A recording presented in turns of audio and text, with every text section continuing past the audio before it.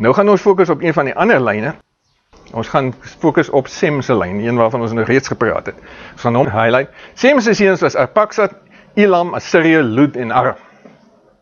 En ongelukkig, my skyfie is nou maar net so groot, ek het nou so 'n bietjie spasie uitgehardloop hier, so moes ek nou dan moes ek nou so 'n bietjie skeef gaan hierso. Maar Arpachshad se seun was Selag, en hy het 'n seun gehad, Heber, en Peleg, en Re, en Serach, en Nahor, en dan Terah, en Abraham. En Abraham ken ons, né? En toe het ek net pyltjies gemaak, want ek kan, nou is die plek om allemaal te sit nie, en op die ou kry vir Jesus. Dis Sem se lyn. Alright. Rome het in 1825 'n bekentenis gemaak. Hy het 'n munt geslaan met daai twee kante wat daar afgebeeld is. En jy sal sien daar staan in Latyn geskrywe op hierdie munt, Sedet super universum. Wat beteken dit? Die ganse wêreld is haar, daai vrou wat daar aan die regterkant afgebeeld word, se setel. Wat beteken dit? Dit is die presiese beskrywing wat Openbaring gee van die oor. So Rome sê met die uitreik van hierdie munt, dis ons. Ons is daai vrou, hier is sy, en die hele wêreld is haar setel. Of hulle geweet het wat hulle doen, weet ek nie, maar dis wat hulle gedoen het. So, ons is by die patriargale stelsel. Nou, om die patriargale stelsel te verstaan, moet ons nou gou 'n oefeningkie doen. Ons moet 'n verbeel oefeningkie doen, 'n mental exercise. Ek wil hê jy moet gou jou oë toemaak. En ons gaan ons nou verbeel. Verbeel vir jou, jy is 'n persoon, 'n man of 'n vrou, wat saam met Adam en Eva in die tuin was. En toe het die verskriklike ding met die slang en met die boom het gebeur. En jy is ten volle bewus van wat gebeur het. En die gesprek met God wat daarna gevolg het. En hoe jy uitgejaag is uit die tuin uit. En jy weet, jy mag nooit weer teruggaan nie. Maar nou dat jy leef op die aarde, in 3 dimensies, en nie net 'n aarde nie, maar 'n vervloekte aarde. Want God het die aarde vervloek. En nou moet jy in die sweet van jou aangesig, moet jy 'n lewe maak op hierdie vervloekte aarde. Wat is 'n vervloekte aarde? 'n Vervloekte aarde is 'n aarde wat nie sy opbrengs lewer nie. Met ander woorde, jy sit baie in, baie energie, baie moeite, en jy kry min uit. Dis 'n vervloekte aarde. En jy hoor hoe Lamech kla oor hoe moeilik dit is om 'n lewe te maak uit hierdie vervloekte aarde uit. En hoe pynlik dit is vir die vrouens wanneer hulle kinders in die lewe moet bring. En dat om kinders in die lewe te bring, die enigste manier is, wat jy enige konsep kan vorm vir jouself in jou kop, van wat die ewigheid is. Want jy weet, jy het jou ewige lewe verloor, vir altyd verloor. Jy het dit gehad, en jy het dit verloor. En jy onthou, hoe dit was, in die tuin. En hoe dat jy 'n oop hemel gehad het, so to speak, met God. Dat jy met God kon wandel, dat jy hom kon sien, dat jy hom kon hoor, dat daar geen blokkasies was, tussen jou en die liefdevolle Skepper God, wat vir jou gemaak het nie. En as jy Adam of Eva self is, dan onthou jy die verskriklike stupid ding wat jy gedoen het, in jou hardkoppigheid en in jou eie begeerte, om teen God se wil te gaan. En hierdie verskriklike gevolge wat dit vir jou en vir jou hele nageslag vir alle ewigheid gehad het.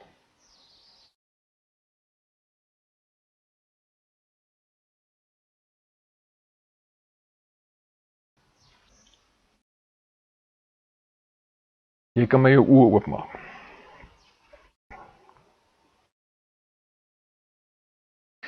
Ek kon dieselfde oefening met julle gedoen het oor die vloed. Voor die vloed en na die vloed. En hoe die mense wat deur die vloed gegaan het, daai 8 mense van wie ons gepraat het, na die vloed moes gevoel het, oor sonde.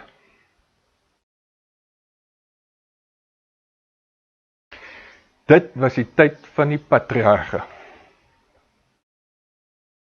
Na die sondeval en na die vloed. Die tyd van die patriarge was totaal anders as ons tyd. Dis hoekom ons dit vir ons moet verbeel. Want ons ken dit nie. Ons ken dit op geen manier. Ek en jy word vandag uit elke denkbare en ondenkbare hoek van die wêreld gebombardeer met sonde elke dag. Dit was nie so in die tyd van die patriarge nie. In die tyd van die patriarge was daar 'n heilige vrees vir God.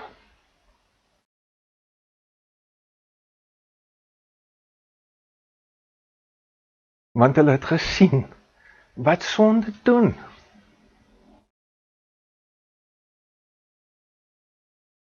En hulle het vir mense gesê en vir hulle kinders gesê, moenie sonde doen nie. Kyk wat het dit gedoen laas met ons. Wil jy weet dit moet weer, of iets ergers moet dalk gebeur.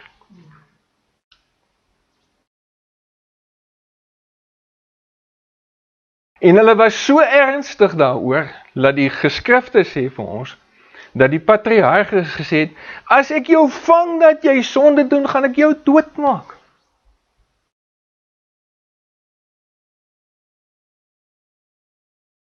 Want ons wil nie weer dit op die aarde hê nie.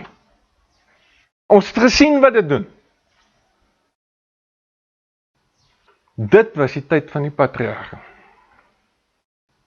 En Nimrod het geleef in die tyd van die patriarge. En die sekulêre geskiedenis sê vir ons, en dit is die goed wat oom Hislop gaan navors het, is dat hy die ou was na die vloed wat opgestaan het en gesê het, ek sal rebelleer teen hierdie God.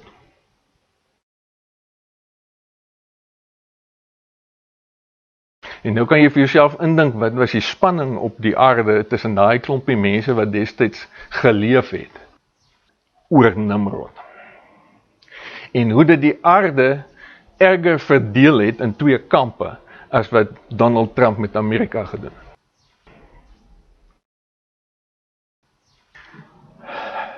Dit het in Semiramis se tyd gegeld en natuurlik ook in Nimrod se tyd gegeld. Hierdie reëls. Afgodsdiens is as 'n halsmisdaad beskou. Wat is 'n halsmisdaad? As jy dit doen, dan word jy doodgemaak. Die geheimenisse moes dus stilletjies ingevoer word. Want as die patriarge dit agterkom, is dit af met jou kop. Die Babyloniese geheimenisse.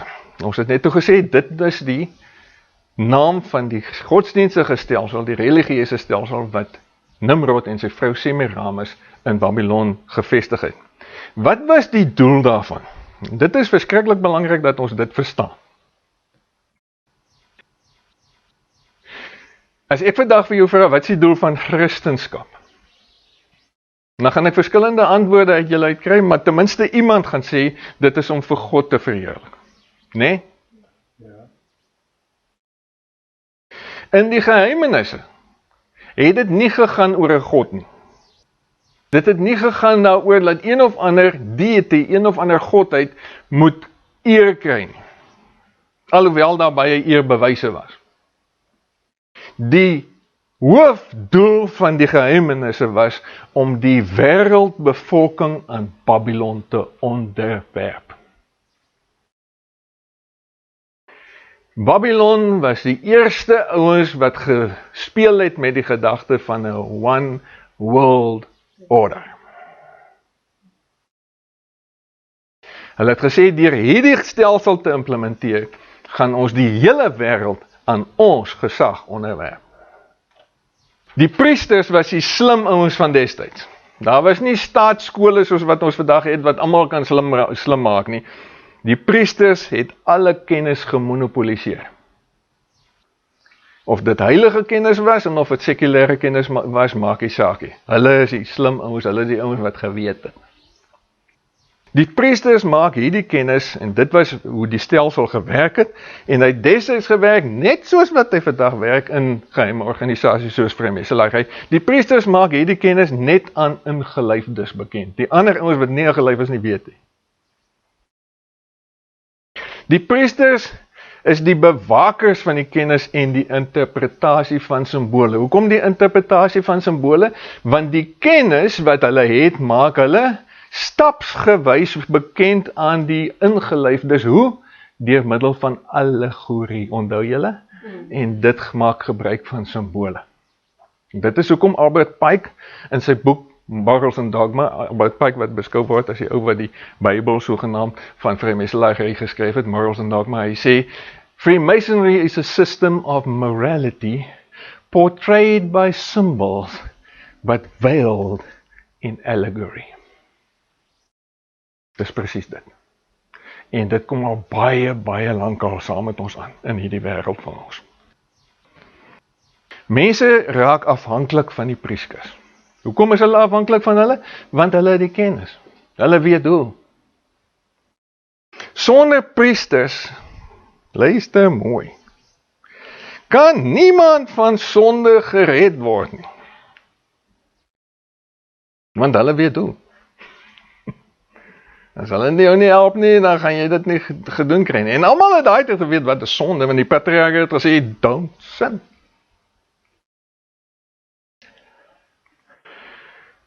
Die mense was diep bewus van hulle sonde. Nou dis 'n probleem nogal destyds in die patriarge se tyd gewees, want almal het geweet, ek moenie sonde doen nie, want kyk wat het nou gebeur. Maar daar is nog nie 'n Jesus nie. En ek is in sonde ontvange gebore. Ek het 'n urge binne in my wat net wil sonde doen die hele tyd. En ek weet dit. Ek sê dit nie van die ander mense nie, maar ek weet dit van myself. So ek weet nie wat om met my sonde te doen nie. Ek is bang om dit te doen, want dan gaan daar dalk weer sulke erge goeters gebeur, en die patriarge gaan my doodmaak. Maar dit is hier binne in my, wat maak ek daarmee? In my nota daar sê, nou moet ek my bril opsit om my nota te lees, verduidelik die behoefte om van sonde ontslae te raak, die moederbelofte. Adam en Eva, na die sondeval, moes toch sekerlik vir hulle nageslagte vertel het, van die gesprek, wat daar tussen hulle en God plaasgevind het, net voordat hulle uit die tuin uit moes gaan. En 'n deel van daai gesprek, ons ken die gesprek almal baie goed, 'n deel van daai gesprek was, dat God vir die vrou gesê het, ek sal vyandskap stel tussen die saad van die slang en jou saad.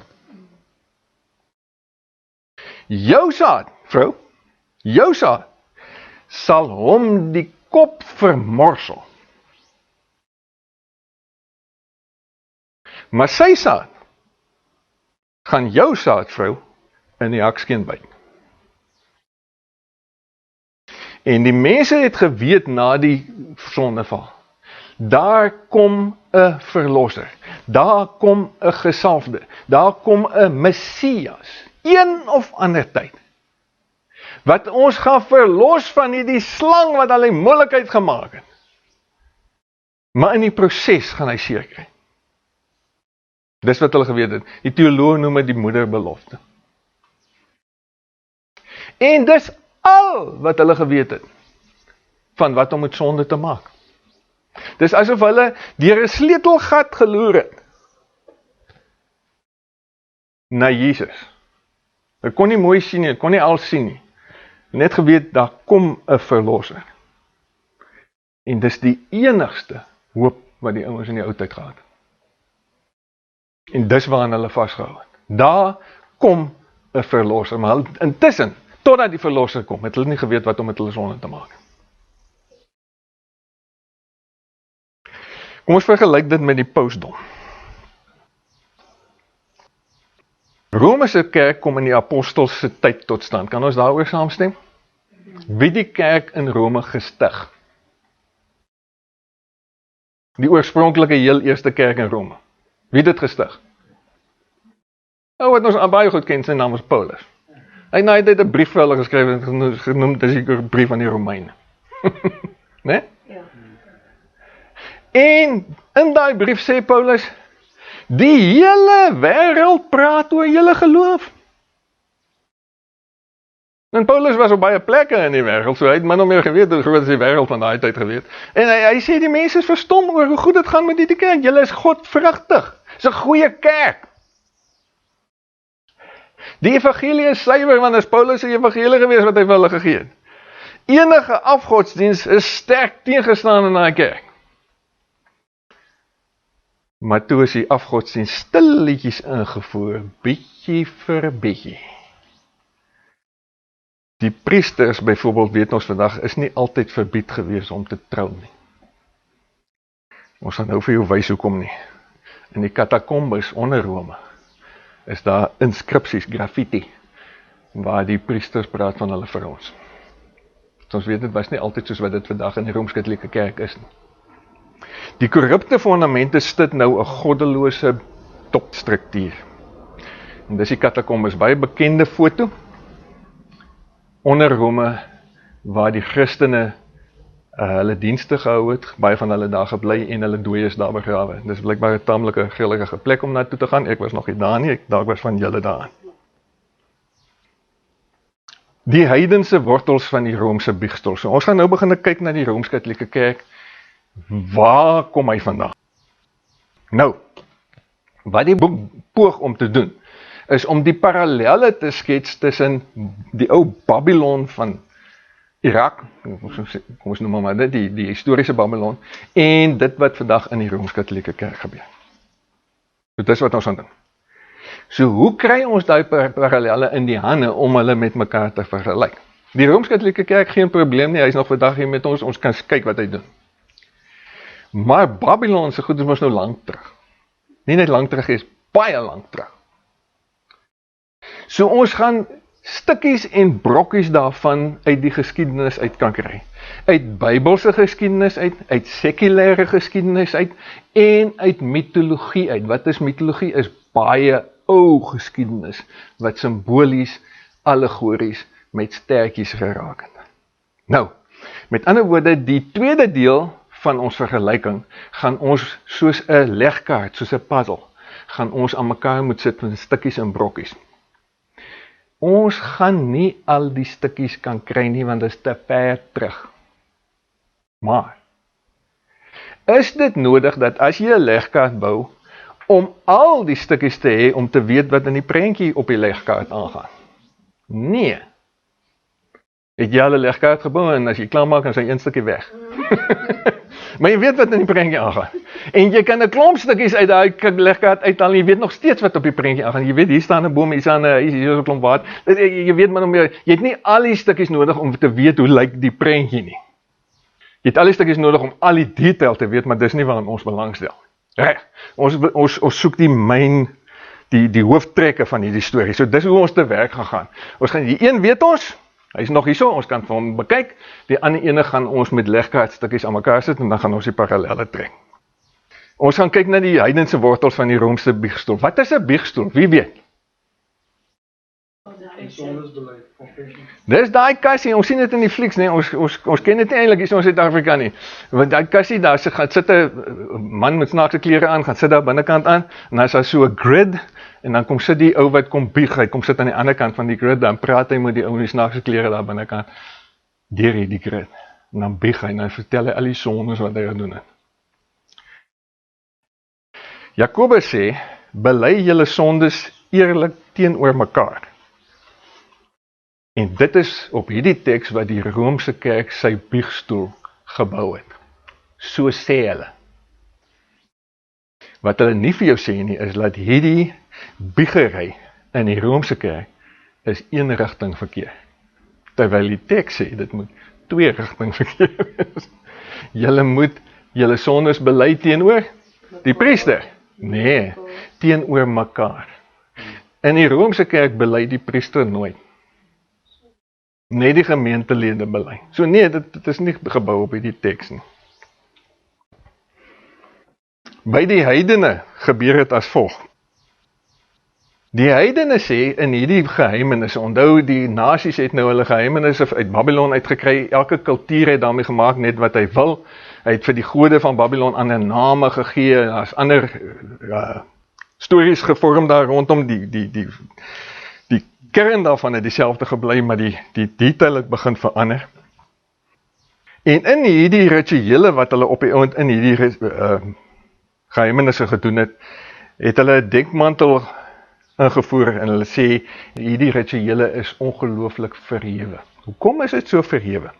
Want as jy nou in ons godsdiens inkom, kom ons sê nou maar in ons organisasie inkom, soos wat dit vandag gebeur met die geheime organisasies, dan gaan ons een of ander tyd, ons gaan jou voorberei, maar een of ander tyd na 'n lang voorbereiding gaan ons vir jou inlyf.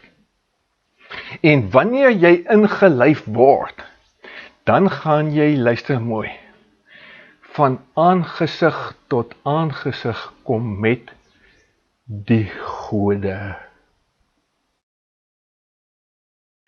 En die gode is kwaai, en die gode is heilig, en die gode is groot, en die gode is magtig. So ons gaan vir jou help, meneer kandidaat, dat as jy die dag voor die gode staan in hulle teenwoordigheid, dat jy geen sonde in jou het nie. Want onthou, dis die tyd van die patriarge, daar's 'n ongelooflike bewustheid van sonde. Dis nou die heidene wat so gemaak het. En hulle het gesê, ek, die priester, gaan vir jou, meneer kandidaat, 'n guns doen. Ek gaan jou gewete deurprem. Ek gaan hom deursoek. Ek gaan krap in elke gaatjie en in elke noek en cranny. Sodat daar nie dalk 'n verskuilde sonde iewerste binne in jou is, wat wanneer jy die dag voor die gode staan, dan maak hulle jou dood. Wat was die motief agter hierdie werksmetode? Was om die kandidaat te beheer. En luister mooi na die volgende bullet wat daar staan. Emosionele afhanklikheid word geskep. Nou in ons dag het ons 'n ander naam daarvoor gegee. Ons noem dit in ons dag soul ties. Nou julle van gehoor van soul ties? Wat is 'n soul tie? 'n Soul tie is niks anders as 'n emosionele band wat iemand met iemand het nie. 'n Emosionele band kan godly wees, met ander woorde iets soos tussen David en Jonathan. En 'n emosionele band kan ungodly wees, iets soos tussen Jacob Zuma en Schabir Shaik. Is 'n ungodly, Hof het so gesê, so ek mag dit ook sê. Is 'n ungodly soul tie. Dis misdadig van aard. Hier word 'n emosionele afhanklikheid geskep. 'n Soul tie wat vir jou in die gees verbind aan die religie of die organisasie of die kerk of wat hulle ook al doen. Maar dit is hoe hulle dit doen. Ja, ek het daar 'n aantekening gemaak. Baie Suid-Afrikaners, en omdat ons nou bevrydingswerk doen al vir baie jare, kom mense dit gereeld te, is dat Christene veral, het die idee, ek weet nie waar hulle dit kry nie, is dat die okkulte 'n morsige besigheid is. Jy is heeltemal verkeerd as jy so dink. Ja, daar is 'n deel van die okkulte, soos byvoorbeeld satanisme, wat morsig is, ja. Ek stem jou saam. Maar dis satanisme. Maar daar's 'n baie groot deel van die okkulte wat nie satanisme is nie, wat Luciferianisme is. Not the dark evil angel, but the light evil angel. Lucifer, die engel van die lig. En dis waar al die okkultiese organisasies vandaan kom. En wat hulle doen is baie slim. Dis baie oulik. Dit appeal tot mense wat meer grysstof hierbo het as die ander. Want hulle raak geïnteresseerd daarin, want dit is so slim en so oulik. Dis hoe die meeste van die okkulte werk, en dit is hoe dit in Babylon ontstaan het. Dit was skoon, maar dit was boos. Daar sien jy 'n Rooms-Katolieke biechtstoel, ek het hom op King Williamstown destyds afgeneem, die dorp het nou 'n ander naam. Ons het nog gesien hoe die heidene doen. Nou gaan ons kyk hoe die Rooms-Katolieke kerk het doen. Hulle sê vir die lidmate, julle is verlore as julle nie kom bieg nie. As jy vir 'n paar weke nie opgedaag het by die biechtstoel nie, dan hoor jy van die priester. Hoekom was jy nie hier nie? Doen jy nie meer sonde nie? Jy moet kom bieg. Die priester sit daar as God se volgemagtigde. Hoe het hy sy volmag gekry? Hy het dit gekry van die paus af. Want as die paus hom insweer as 'n priester, dan sê die paus vir hom, ek gee vir jou volmag om sondes te kan vergewe. Of nie te vergewe nie. Die priester kan sonde vergewe. Die motief daarachter was, of is, mense raak afhanklik van die priester. Want as jy nie 'n priester het nie, kan jou sonde nie vergewe word. En as jou sonde nie vergewe word nie, dan is jy verlore. Dis nie Jesus wat sonde vergewe nie, dis die priester. So wat is die Romeinse biechtstoel? En ons moet dit baie duidelik sê en ons moet dit baie duidelik besef. Dis niks anders nie as 'n enorme internasionale stelsel van intelligensie. Die Rooms-Katolieke kerk weet via die biechtstoel wat in miljoene 1,2 biljoen huise aangaan. Hoe die mense dink, waaroor hulle skuldig voel. Ek meen enige, die CIA of Mossad of NI, of sal verskriklik jaloers wees op so'n stelsel. Jy weet presies wat gaan in mense lewens aan. En deur die biechtstoel word alles op die ouend, al die trends word teruggevoer Rome toe. Die paus sit daar en hy weet presies, hy het sy vingers op die pols van wat in sy koninkryk aangaan. Die oppermag van die Romeinse priesters. Ok, ons het ons eerste parallel getrek, nou gaan ons die tweede parallel trek. In Babylon het dit so gegaan, dis nou die heidene. Die priesters besit 'n monopolie oor die interpretasie van Babyloniese mitologie, want hulle weet hoe om die simbole te interpreteer. En hulle gaan dit net vir jou sê, as jy by hulle aangesluit het, en 'n eed afgelê het, dat jy het vir niemand anders gaan sien. The sanction of an oath. In die Rooms-Katolieke kerk, die priesters besit 'n monopolie oor die interpretasie van die Bybel.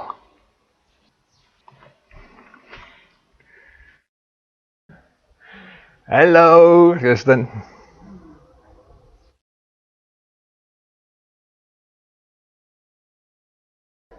Is dit net in die Rooms-Katolieke kerk wat dit vandag so gaan? Nee. Want sê dat die reformatie in Johan Gutenberg se drukpers, rol die Bybels van die drukpers af. En vandag het ons hulle op stokkies wat ons ons rekenaars trek. Die kerkleierskap kan nie meer die Bybel van jou af weghou fisies nie, is onmoontlik. Ons kan dit te vinnig dupliseer. En wat vandag vir jou gesê word is, jy kan die Bybel lees. Ek sê jou selfs aanmoedig om die Bybel te lees. Moet dit net nie interpreteer nie. Om dit te kan interpreteer, moet jy eers gaan na 'n seminarium of na 'n Bybelskool toe wat vir jou sal leer hoe om dit te interpreteer. En ek was al klaar daar, so ek weet. So jy kan die Bybel lees, maar ek gaan hom vir jou interpreteer. Jy kan hom lees, jy moet net nie sê wat dit sê nie. Ek sal vir jou sê wat dit sê.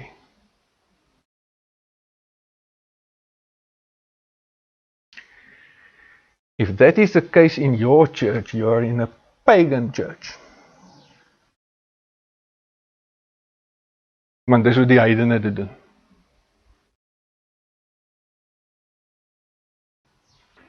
Iets wat in my volgende lesing kom, wat ek julle op kan trakteer nou.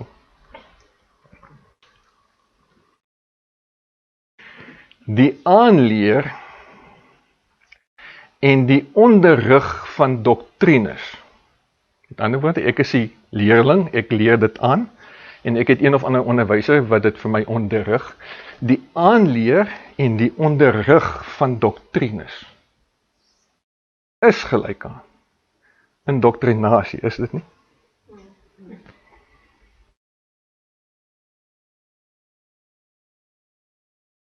Wat gebeur in seminariums en bybelskole? Die aanleer en die onderrig in doktrines. Dit is gelyk aan indoktrinasie. En jy mag nie jou Bybel interpreteer voordat jy nie deur dieselfde indoktrinasie gegaan het nie. Dit word vir jou geleer in jou kerk, nie waar nie? It's pagan! En wat is die doel daarachter?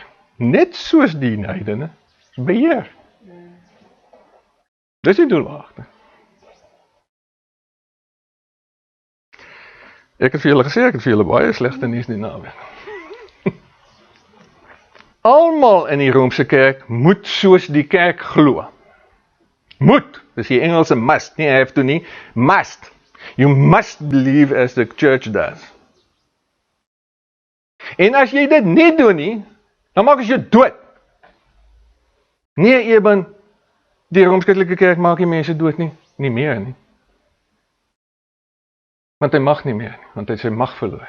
Maar toe hy dit kon doen, het hy luister mooi en historici stem saam hieroor, het hy enige iets tussen 50 en 100 miljoen mense doodgemaak.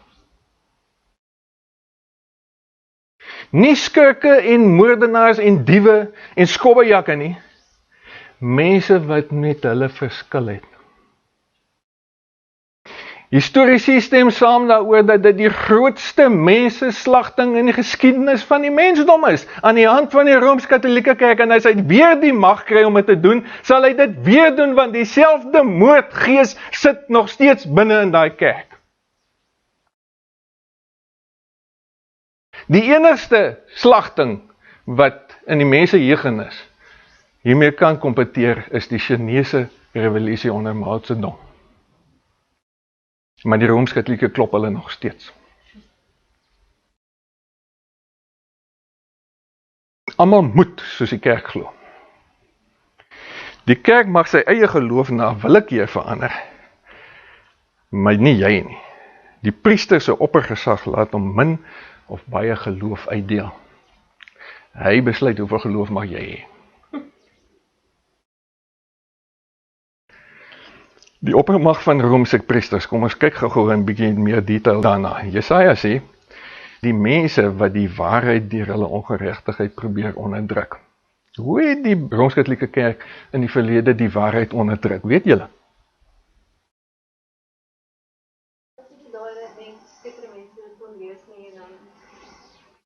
Hulle het die Bybel agter slot en grendel gehou.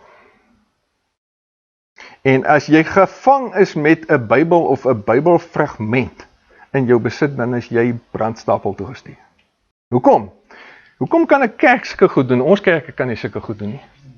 Want kerk en staat was daai tyd voor die reformatie nog nie geskei nie. Soos dit vandag is nie. Die kerk het uitvoerende magte gehad soos die staat. En die kerk kon 'n hof aanstel. En as daai hof vir jou skuldig bevind, dan veroordeel hy jou met uitvoerende magte soos wat 'n hof vandag in ons land sal doen. Dis hoe dit gewerk het. Daar is donkerte oor die aarde, duisternis oor die nasies. Het jy al gehoor van die donker middeleeue? Wat het dit veroorsaak? Die Bybel was agter slot en grendel, that's why. En toe die waarheid onderdruk word, toe kom daar 'n duisternis, net soos Jesaja gesê het, oor die nasie. Soveel so dat dit vandag 'n era in die Europese geskiedenis is, totdat die Renaissance gekom het. Wanneer het die Renaissance begin? Het dit saamgeval met die Reformatie. Toe word die Bybel beskikbaar, en hier kom die lig. Toevallig, nee? Toevallig. Rooms-Katolieke Kerk laat as gevolg van beleid donker middeleeue oor die wêreld neerdal. Die evangelie is vir eeue lank onbekend. Die Bybel is 'n geslote boek. Ons sien die naam op haar voorkop.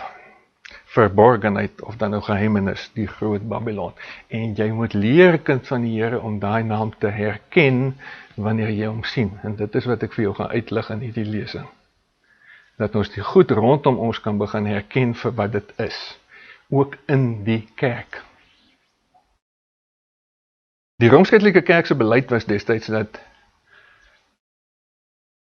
al Bybel wat jy as lidmaat sal hoor, is as die priester eendag besluit, maar in sy diens wat hy vir jou hou, gaan hy 'n stukkie Bybel lees.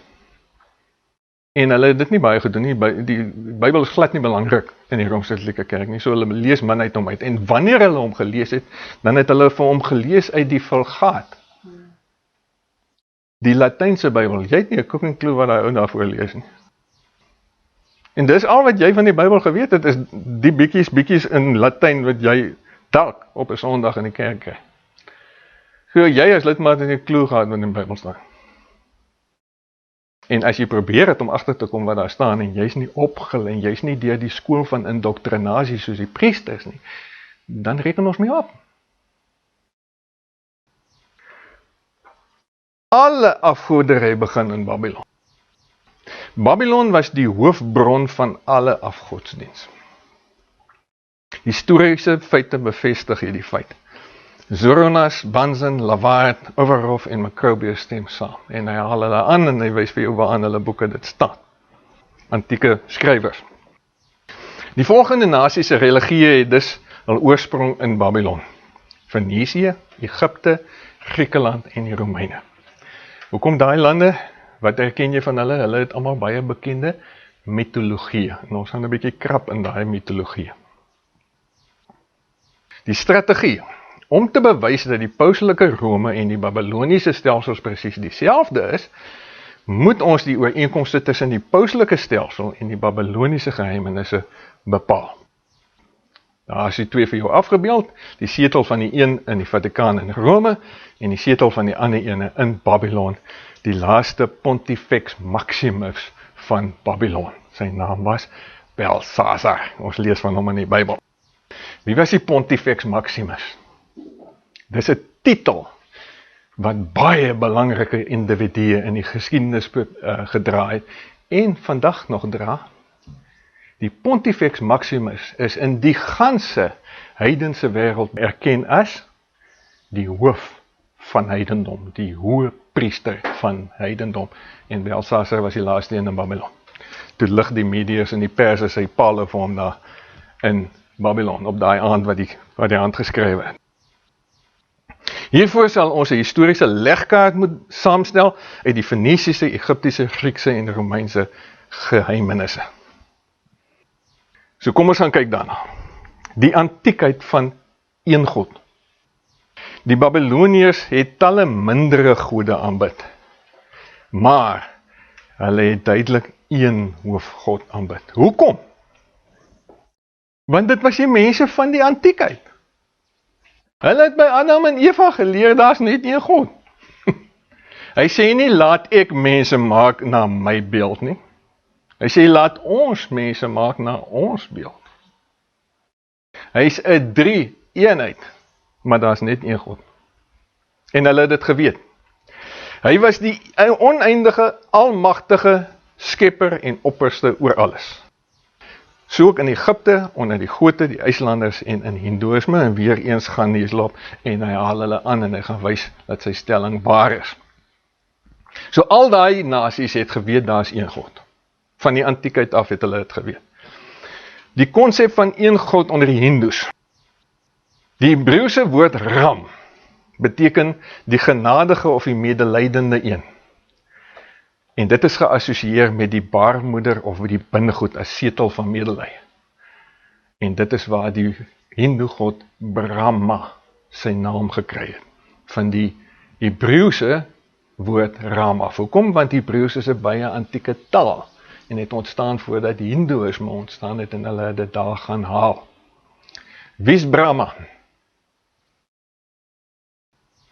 Brahma is die hoofgod van Hindoeïsme. Hulle het ook 'n drie-eenheid. Brahma, Vishnu en Shiva. Maar Brahma is die hoofgod. Dit wil sê, die Hindoes het in antieke tye geweet, die allerhoogste God is ook die genadige God, die regverdige en die zaligmaker. Nou moet ek bysê, as dit dalk vir jou klink as if I'm jumping to conclusions, dan moet jy nou hierdie dikboek gaan lees. Want dit wat jy voor jou het in jou manual, is net 'n opsom. Al die bewyse, al die voetskrifte, die onderaan die bladsye staan in die boek. Partykeer het ek dalk 'n bietjie te vinnig gegaan, en klink dit dalk vir jou asof we are jumping to conclusions, maar ek kan nie met jou deur hierdie dikboek gaan, en dan gaan dit ons 'n hele jaar vat. Die Babyloniese drie-eenheid bestaan uit 3 persone, en is voorgestel deur 'n gelyksydige driehoek. Soos dit vandag nog gedoen word op sekere plekke. Maar God sê, met wie kan julle God dan vergelyk, met watter beeld kan julle hom gelykstel? God hou nie daarvan om deur 'n gelyksydige driehoek of enigiets anders te voorgestel te word nie. Hy wil nie hê dan moet beelde van hom gemaak word nie. Die oorsprong van die drie-eenheid konsep. In Madrid beeld die pausdom die drie-enige God met 3 koppe uit. Nou, Hislop het dit 160 jaar gelede neergeskrywe, en ek het toe gaan soek op die internet, en ek kom toe so waar op dieselfde prentjie af waarvan hy praat. Dis die prentjie. Dis wat hulle in Madrid het. Die drie-eenheid van die Rooms-Katolieke Kerk in Madrid, anoniem, ons weet nie wie dit geskilder het nie, laat 17de eeu. Dis hoe hulle vir God uitbeeld. Maar in Japan sien jy vir Ashura ook 'n God met 3 koppe. En dan sien jy aan die regterkant die Assiriese oppergod Ahura Mazda. Dis na hom wat die Japaneese hulle motors genoem het. Dis ook 'n drie-eenheid daar. Weet jy hoe dit werk? Jy al gehoor van The Lord of the Rings? Daai mensfiguur wat jy daar sien, is wat ons sou noem Vader God. Hulle noem dit natuurlik iets anders, maar ons sou kom ooreen met ons Vader God. Dan, daai ringetjie wat hy in sy hand vashou, is eintlik 'n saad. 'n Sirkel, het hulle genoem, en dis 'n ou woord wat ons vandag nog gebruik, is zero. Soos 'n 0. Zero beteken saad. Saad van die vrou. Die Messias. Moederbelofte. Hy hou vir zero vas. Die saad, die seun. Sy seun. Die Vader God se seun. Dis vir wie hy vashou. En die vlerke geassosieer met die lug, en met wind, en met asem, ruach, pneuma, is die Heilige Gees. Zero is die sirkel, is die saad, die figuur is die Vader, Gees geïnkarneer tot moeder, seun, vrug of saad. En dis hoe die Africans dit doen vandag. Nie 3 koppe nie, sommer 'n hele klomp koppe. Maar dis hoe hulle gode lyk. Daar is die oorspronklike een wat Hislop in sy boek afgeteken het. Hy het iemand gekry om sketse vir hom van hierdie goed te maak, want toe sy boek verskyn het, was daar nog nie foto's. So hy het sketse in sy boeke. Ons het vandag die voorreg om die foto's te sien van die goed waarvan hy die sketse laat maak het. Daar is 'n ander ene, is 'n meer moderne ene. En wat jy moet oplet daar, is hy is 'n klein bietjie anders as die ander ene. Sien jy in sy linkerhand hou daai rakker 'n knippel vas. Dis nie 'n protea nie. Dis 'n knippel. Hulle het nie fynbos daar so in Assirië nie. Die vorige een het dit nie, sien jy? Ja. Right. Die knippel is 'n simbool van kus, sal ons sien. Right. En daar kom die vrijmesselaars met hulle ou storieetjie in. Vrijmesselaars Square and Campus met 'n sonwiel agter dit en voor dit. En dit kom, dis die jewel of die juweel van die groot losie van Iran. Dis waar Persië was, natuurlik in daai area. Right. En dit is hoe die Rooms-Katolieke vandag die drie eenheid voorstel. Kyk, mooi. Wat sien jy? Father, Son and Mary. Vader, Son en Mary. God die Vader, God die Seun en God die Heilige Moeder.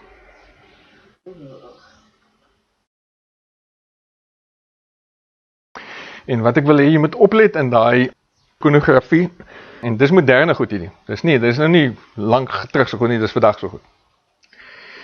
Wat sien jy daar op Maria se bors? So rooi ding, wat is dit? Dis 'n hart. Dis nie net 'n hart nie, dis 'n brandende hart. Dis 'n hart met vlammetjies. En wat sien jy daar voor die figuur wat aan die kruis hang?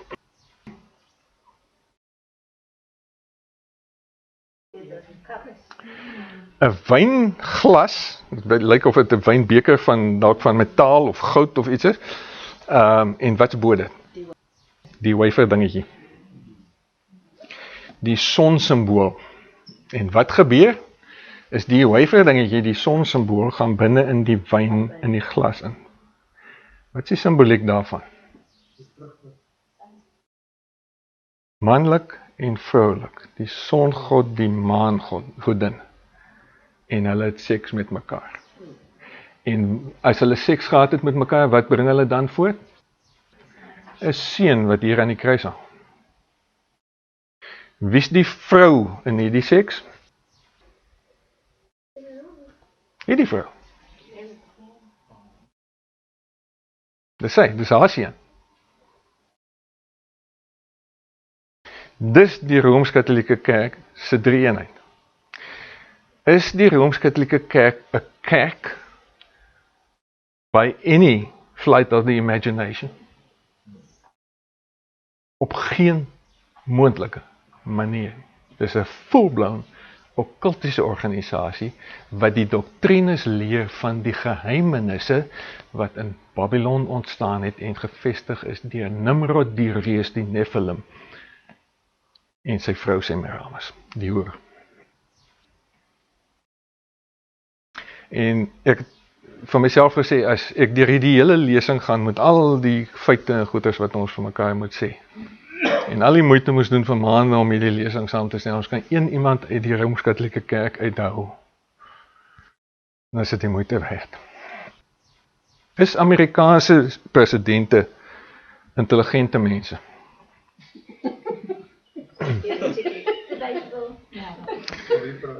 Aan julle reaksie klink dit of dit debatteerbaar is.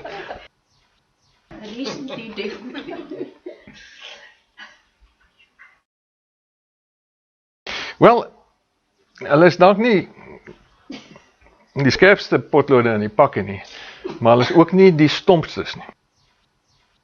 Anders sou hulle nie president geword het. Hoeveel Amerikaanse presidente is of was Rooms-Katolieke? Ek het nie gaan syfers trek nie, Kennedy was byvoorbeeld. Is dit waar vir beide kante? Beide kante syne? Demokrate en Republikeine. Ja. As julle nou weet wat julle nou vanaand in een aand hier geleer het, by my en oom Hislop, ek het ook maar by hom geleer, sal jy die Rooms-Katolieke Kerk join?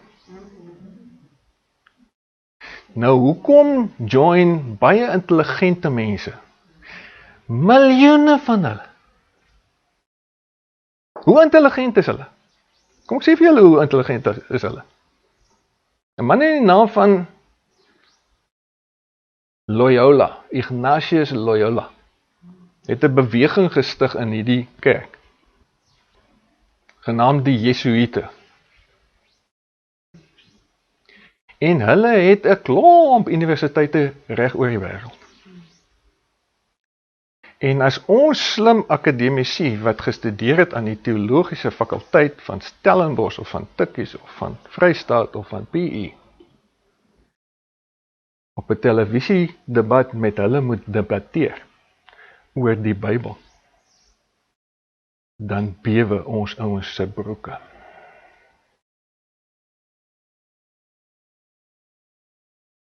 Want die Jesuïte is die slimstes van die slimstes wat hulle vat om daarby aan te sluit.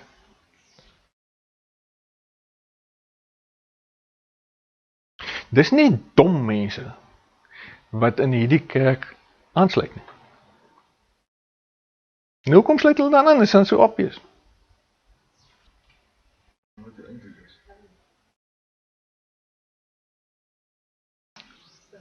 Luister vanaand mooi vir Ibn Swart. This is the power of deception. This is the power of the lie. This is the power of old lies.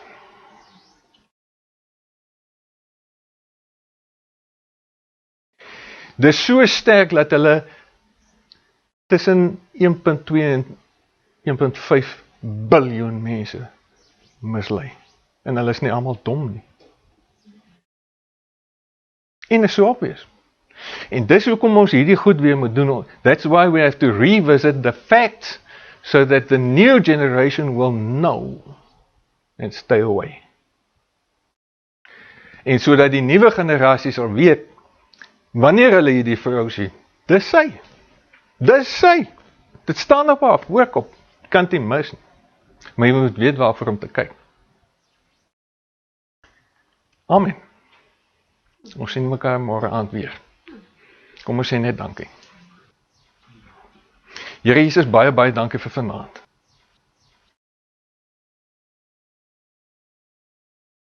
Dankie dat U vir ons so lief gehad het.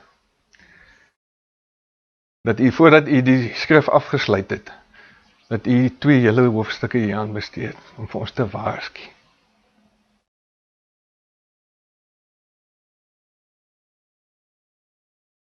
Ons bid dat ons goed sal luister. Dat U vir ons deur U Heilige Gees wat binne in ons lewe sal help om goed te luister.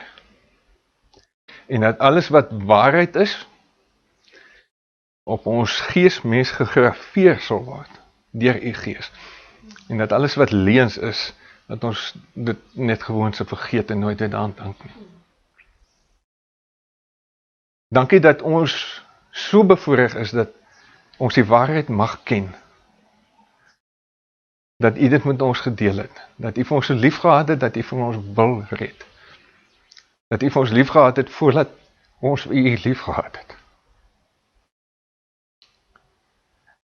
En dat U U liefde bewys het in U seun wat U na die aarde toe gestuur het, om ons te verlos van die sottelikhede waaraan ons onsself begewe het. Ons prys U naam daarvoor. Amen.